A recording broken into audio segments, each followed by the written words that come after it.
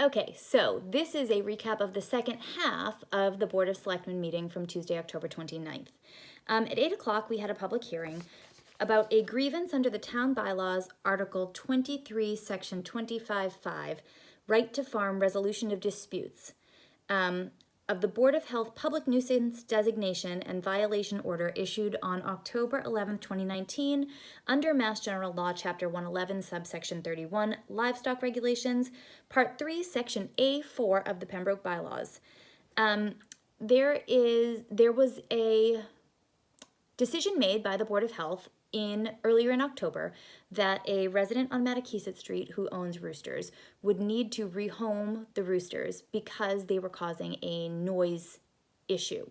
The Pembroke bylaws regarding livestock state that no rooster crowing is allowed before 7 a.m. on weekdays or before 8 a.m. on weekends. And there have been some ongoing complaints of roosters crowing earlier than the designated times over the course of the last couple years from this property. The owner of the property has made a lot of improvements and attempts to try and control the sound of the roosters, but unfortunately none of them have been successful. The Board of Health has worked with that owner in different ways, and eventually, though, it came to a point where the Board of Health made a determination that the owner could not be in compliance with the noise regulation and that the roosters would have to be rehomed and no longer allowed at that property.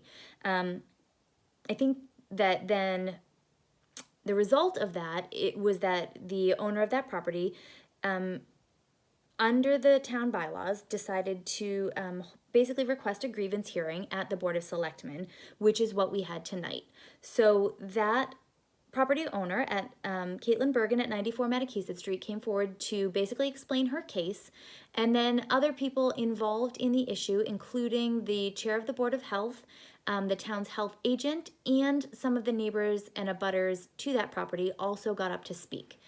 Everybody in this town is welcome and encouraged to come to Board of Selectmen's meetings to speak up about things that are going on in town, and it is important that we recognize and uphold the right of all of the town residents to do that.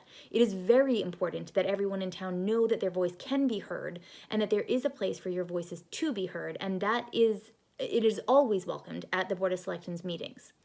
Unfortunately, I think that there may have been a misunderstanding as to what kind of jurisdiction the Board of Selectmen actually has over a Board of Health decision. The Board of Health, just like the Board of Selectmen, is made up of elected officials. They oversee certain areas of the town's government, and the Board of Selectmen does not have any oversight or jurisdiction over the Board of Health. We are on equal footing in the organizational chart of our town's government, equal elected board members, both on the Board of Health and the Board of Selectmen.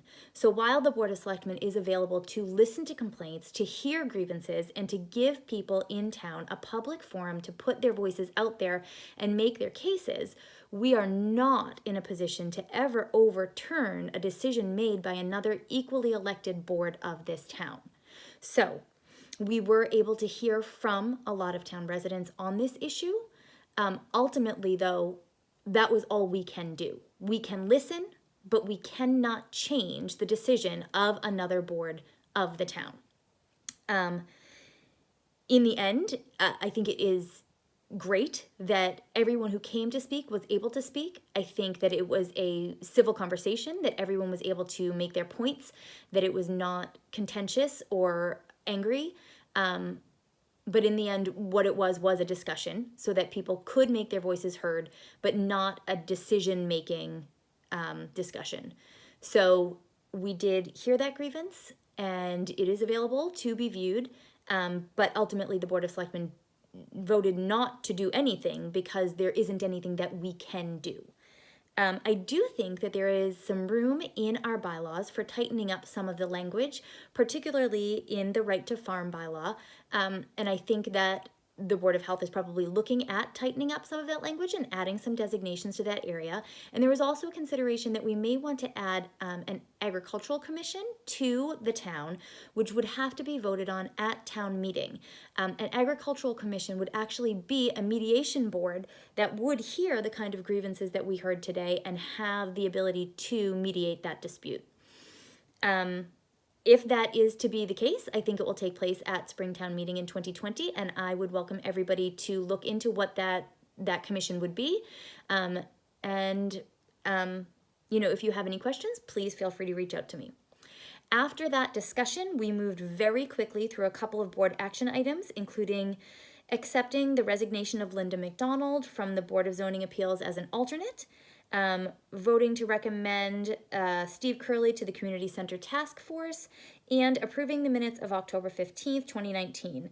The town manager's report, there was just one item on it that the Massachusetts Department of Environmental Protection has awarded the town of Pembroke a grant for $13,000 for improvements to the recycling center.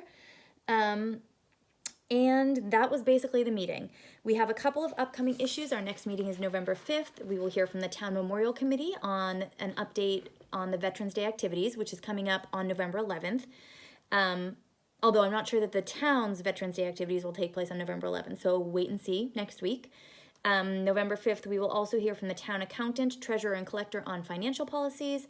November 19th, there is a joint selectmen school committee update from local legislators.